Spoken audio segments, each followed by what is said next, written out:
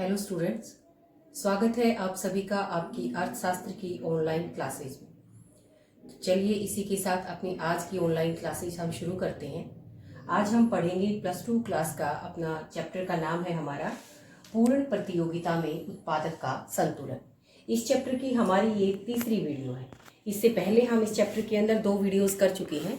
पहली वीडियो के अंदर हमने पढ़ा था कि पूर्ण प्रतियोगिता परफेक्ट कंपटीशन जो मार्केट होती है वो किसे कहते हैं और इस मार्केट की क्या क्या मेन फीचर्स होती हैं।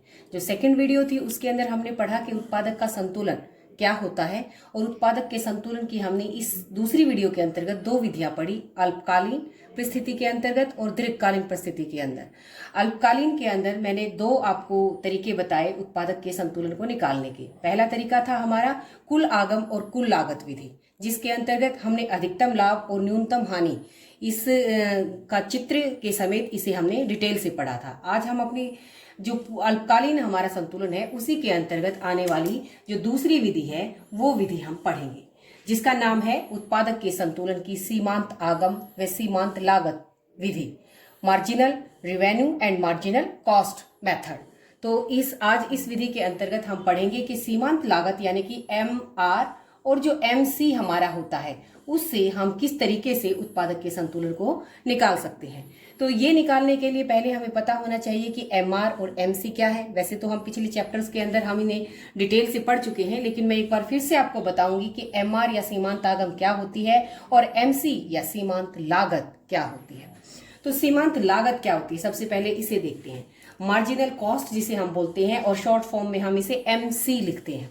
तो क्या होती है सीमांत लागत? सीमांत शब्द जहां पर भी आ जाता है मैं आपको बताती हूँ, यानी कि एक अगली इकाई या एक अतिरिक्त इकाई, एक अतिरिक्त। तो सीमांत लागत क्या है कि एक अतिरिक्त कोई भी वस्तु है, चाहे हम कॉपी बना रहे हैं, चाहे हम आइसक्रीम बना रहे हैं या हम कोई बड़ी चीज बना रहे हैं, तो उस जो भी वस्तु हम बना रहे हैं उसकी एक अगली इकाई, एक अतिरिक्त इकाई का उत्पादन करने के लिए कुल लागत में जो आने वाला अंतर है, यानी कि मान लिया हमने कोई भी 5 इकाई का उत्पादन किया, फिर हम छठी इकाई का उत्पादन करते हैं। तो छठी इकाई का उत्पादन करने के लिए जो 5 इकाइयों की लागत आई, उस लागत में क्या फर्क पड़ा, क्या अंतर आया, वो क्या है?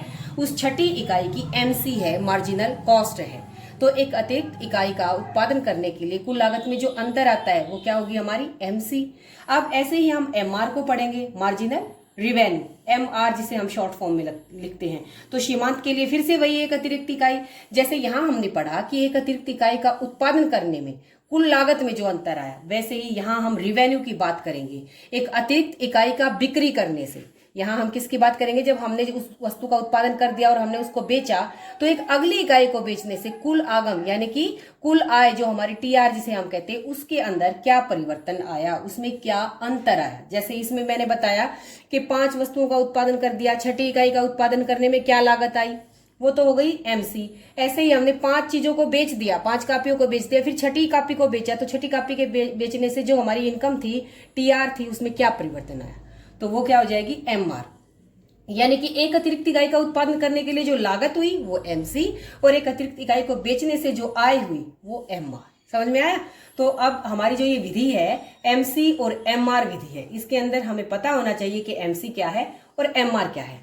तो अब इस विधि के अंदर हम क्या करते हैं, जो सीमांत आगम और सीमांत लागत विधि है, जिससे हम उत्पादक के संतुलन के बारे में पता लगाएंगे, तो वहां पर हम क्या करते हैं, इन दोनों के बीच में ही आपस में तुलना करते हैं, कंपैरिजन करते हैं, इनको देखते हैं, MC और MR। तो जब हम इनको देखेंगे, इनकी तुलना करेंगे, तो हमें 3 परिस्थितियों का सामना करना पड़ता है। वही हमारी इस विधि के अंतर्गत आता है, यही है हमारा मेन समझने की बात इसके अंतर्गत। पहली बात जो क्या है, जब हम इन दोनों का कंपैरिजन करते हैं तो पहली चीज क्या देखते हैं कि क्या MR MC से अधिक है। यदि सीमांत आगम MR अधिक है सीमांत MC से, तो तीन स्थितियां हो सकती हैं। पहली स्थिति क्या हो सकती है कि हो सकता है MR अधिक हो MC से और फर्म अपने उत्पादन में, तो क्या करेगी, फर्म अपने उत्पादन में वृद्धि करेगी। सोचने की बात है, बहुत ही आसान बात है, मैंने आपको बता दिया है कि MR क्या है, एक अगली इकाई को बेचने से जो कुल आय में फर्क पड़ा, जो अंतर आया, वो अगर अधिक हो एक अगली इकाई को पैदा करने में, उत्पादित करने में जो लागत आई उससे। तो सीधी सी बात है कि 5 कापी हमने बना ली, छठी कापी के बेचने से जो आय हुई वो मान लिया अधिक हो छठी कापी को बनाने में जो लागत आई उससे। समझ में आया? छठी कॉपी को बनाने में बेचने से जो इनकम हुई वो ज्यादा है, एमआर ज्यादा है छठी, और छठी इकाई को बनाने में जो लागत आई वो कम है। तो क्या होगा? सीधी सी बात है, हम उत्पादन में वृद्धि करेंगे, क्योंकि एक अगली इकाई का उत्पादन करने में हमें फायदा ज्यादा है, नुकसान नहीं है हमारा। तो हम उत्पादन क्या करेंगे? उत्पादन में बढ़ोतरी करेंगे। हर एक अगली इकाई के बेचने से ज्यादा इनकम होएगी, लागत कम आएगी, तो वो हमारा लाभ ही तो है, फायदा ही तो है। तो ऐसी परिस्थिति के अंतर्गत उत्पादक या कोई भी फर्म क्या करेगी? उत्पादन में वृद्धि करेगी। तो पहली स्थिति जब हमने एमआर और एमसी की तुलना करी, तो पहली स्थिति एक ये हो सकती है कि हो सकता है एमआर अधिक हो एमसी से। तो जब ऐसी परिस्थिति हो, जब एमआर अधिक हो एमसी से, तो उत्पादक या कोई भी फर्म अपने उत्पादन में क्या करेंगे? वृद्धि करेंगे। अब देखते हैं दूसरी परिस्थिति क्या होती है। दूसरी परिस्थिति हो सकती है कि सीमांत लागत बढ़ती रहे, सीमांत लागत बढ़ती रहे। ये देखिए एमसी क्या है? ज्यादा हो एमआर से, सीमांत लागत बढ़ रही है और बढ़ते बढ़ते वो क्या हो जाती है? एमसी जो है अधिक हो जाती है एमआर से। यहां बात क्या करी थी हमने कि एमआर अधिक है और एमसी कम है। बढ़ तो रही है दोनों चीजें, बिक्री भी बढ़ रही है, लागत भी बढ़ रही है, लेकिन एमआर ज्यादा थी तो उत्पादक ने क्या कर ली? वृद्धि कर ली। अब बढ़ते बढ़ते क्या होता है? स्थिति ऐसी आती है कि भाई एमसी बढ़ जाती है और एमआर कम हो जाती है। एमसी इज ग्रेटर देन, इस तरफ मुंह खुला हुआ है, MC is greater than MR, marginal cost ज्यादा है मार्जिनल रिवेन्यू से। तो फर्म क्या करेगी? हम सबको पता है, एक अतिरिक्त इकाई का उत्पादन करने की लागत ज्यादा हो गई और एक अतिरिक्त इकाई को बेचने से जो आय प्राप्त हुई वो थोड़ी रह गई। तो सीधी सी बात है, हम और ज्यादा उत्पादन करेंगे तो उत्पादन में क्या होगी? हमें हानि होगी। तो ऐसी स्थिति में उत्पादक क्या करेगा? उत्पादन में कमी करेगा, वृद्धि नहीं करेगा, क्योंकि सीधे सीधे पता चल रहा है एक अगली इकाई को पैदा करने में हमें खर्च ज्यादा करना पड़ रहा है और हमें प्राप्ति कम हो रही है। तो ऐसी स्थिति में या कोई फर्म है या कोई उत्पादक है, सब क्या करेंगे? अपने उत्पादन में कमी लाएंगे। तो दो स्थितियां हमने पढ़ ली कि जब एमआर अधिक है एमसी से तो उत्पादन में वृद्धि होगी, और अगर एमसी अधिक है एमआर से तो उत्पादन में कमी की जाएगी। अब तीसरी परिस्थिति क्या है? तीसरी परिस्थिति हो सकती है कि जो एमआर है, जो सीमांत आगम है, वो सीमांत लागत के क्या हो जाए? बराबर हो जाए। तो ऐसी स्थिति के अंदर इसी परिस्थिति को जब एमआर बराबर होती है एमसी के, तो इसी स्थिति को क्या कहते हैं? हम फर्म का संतुलन कहते हैं, उत्पादक का संतुलन कहते हैं। पूर्ण प्रतियोगी जो बाजार है हमारा, परफेक्ट कंपटीशन जो मार्केट है, उसके अंतर्गत उत्पादक का संतुलन इस तीसरी परिस्थिति के अंतर्गत ही होता है। तीसरी परिस्थिति क्या है? जब एक अतिरिक्त इकाई को बिक्री करने से जो प्राप्त होने वाली सीमांत आगम है वो किसके बराबर हो? एक अतिरिक्त इकाई का उत्पादन करने में आने वाली लागत के बराबर, यानी कि एमआर इक्वल टू एमसी हो। तो ये जो परिस्थिति है, जब एमआर एमसी के बराबर है तो फर्म संतुलन में होगी। इसे हम ऐसे भी कह सकते हैं कि फर्म के जो अधिकतम लाभ जो होते हैं इस परिस्थिति के अंदर, जब एमआर और एमसी बराबर होते हैं तब क्या होता है? उसके लाभ अधिकतम होते हैं और उसकी हानि न्यूनतम होती है। यही हमने अपनी जो पहली विधि थी उसके अंदर पढ़ा था, कुल आगम और कुल लागत विधि के अंतर्गत। तो जब फर्म कब संतुलन में होती है? जब उसके लाभ अधिकतम और हानि न्यूनतम हो। जब सीमांत आगम और सीमांत लागत विधि से पढ़ते हैं तो ये चीजें कब होती हैं? ये चीजें तब होती हैं जब ये दोनों बराबर हो। तो एमआर और एमसी का हम कंपैरिजन करके देखते हैं, तुलना करके देखते हैं। स्थिति अगर पहले वाली है तो उत्पादक और उत्पादन में वृद्धि करता जाएगा, अभी वो संतुलन में नहीं है, अभी वो अपने उत्पादन में और बढ़ोतरी करेगा। अगर स्थिति दूसरी है तो उत्पादक संतुलन में अब भी नहीं है, वो अपने उत्पादन में कमी करेगा क्योंकि उसकी लागत ज्यादा है, उसकी इनकम कम है। अगर परिस्थिति तीसरे नंबर की है, एमआर एमसी के इक्वल है, तो ये परिस्थिति फर्म की संतुलन की स्थिति है। इस परिस्थिति में फर्म को अधिकतम लाभ हो रहे हैं और न्यूनतम हानि हो रही है। तो अब हमें पता चल गया कि संतुलन की स्थिति है जब एमआर बराबर है एमसी हो। लेकिन अब इसी संतुलन की स्थिति के अंतर्गत हम दो शर्तों को मानकर चलते हैं कि दो बातें कंप्लीट होनी चाहिए। मैंने आपको यहाँ दोनों बातें बताई हैं, लेकिन ज्यादा जोर आपका इस तरफ रहा है, दूसरी बात की तरफ जो आपका ध्यान नहीं गया वो मैं अब आपको बताती हूँ कि पहली दो शर्तें होती हैं हमारे उत्पादन की। पहली शर्त तो यही हो गई कि एमसी क्या होनी चाहिए? एमआर के बराबर होनी चाहिए। ये जो कंडीशन है, ये जो शर्त है, इसे हम आवश्यक या नेसेसरी जो कंडीशन बोलते हैं, ये हमारी वो शर्त है। ये जरूर है, आवश्यक है, इसके बगैर उत्पादक का संतुलन होना संभव नहीं है। लेकिन ये पर्याप्त नहीं है। सिर्फ यही नहीं, एक शर्त और भी होनी चाहिए। दूसरी शर्त जो होनी चाहिए वो क्या है हमारी? कि एमसी वक्र एमआर को नीचे से काटे, और इस शर्त को हम पर्याप्त शर्त कहते हैं। यानी कि MC और MR बराबर हो, संतुलन तभी होता है। लेकिन ये जो MC MR के बराबर कैसे होनी चाहिए कि MC MR को नीचे से काटे, इस शर्त को हम क्या कहते हैं, पर्याप्त शर्त कहते हैं। बहुत ही इंपॉर्टेंट क्वेश्चन है हमारा कि सीमांत आगम और सीमांत लागत विधि के अंतर्गत फर्म के संतुलन की कितनी शर्तें हैं, 2 शर्तें हैं। 2 शर्तें हैं। पहली शर्त क्या है, MC बराबर MR, और इस शर्त का क्या नाम है, आवश्यक शर्त। जो दूसरी कंडीशन है वो क्या है कि MC वक्र MR वक्र को कहां से काटे, नीचे से काटे, और इस शर्त का नाम क्या है, पर्याप्त शर्त। तो ये हमें बिल्कुल अच्छे से लर्न करना है, याद करना है, रटना है। अब ये जो बातें मैंने दोनों कंडीशन आपको बताई हैं, ये मैं आपको डायग्राम के थ्रू समझाती हूँ कि MC और MR कैसे बराबर होती है पूर्ण प्रतियोगी बाजार में, और MC वक्र MR को कैसे नीचे से काटता है। तो यहाँ नीचे डायग्राम में देखिए, ये मैंने एक्स एक्सिस के ऊपर अपने आउटपुट को, उत्पादन को लिया है, वाई एक्सिस के ऊपर हमारा रिवेन्यू और कॉस्ट MR और MC मैंने दोनों को लिया है। पूर्ण प्रतियोगी बाजार में हम पहले से पढ़ चुके हैं कि जो हमारी इनकम होती है, P प्राइस होती है, या एवरेज रिवेन्यू या MR, क्योंकि हम पहले पढ़ चुके हैं पूर्ण प्रतियोगिता की विशेषताओं के अंदर कि वस्तु की सभी वस्तुएं समरूप होती हैं और प्रत्येक वस्तु उसी कीमत पर बिकती है। तो ऐसी परिस्थिति में जो कीमत होती है वही AR होती है और वही MR होती है।